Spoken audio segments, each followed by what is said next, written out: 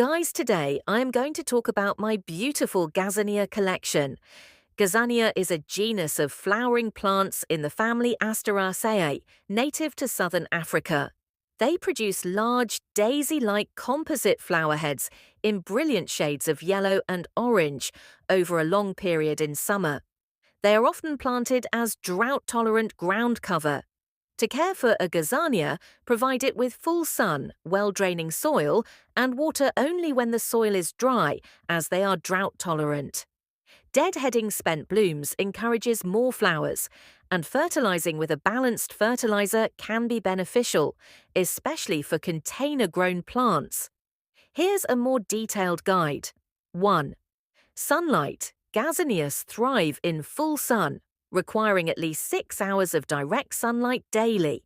If they don't receive enough sunlight, they may not flower as prolifically. 2. Soil. They prefer well-draining soil, ideally sandy or loamy, and a slightly acidic pH. Avoid heavy clay soils that retain too much moisture, as this can lead to root rot. 3. Watering. Gazanias are drought-tolerant and don't require frequent watering. Water only when the soil is completely dry to the touch. Overwatering can lead to root rot and other problems.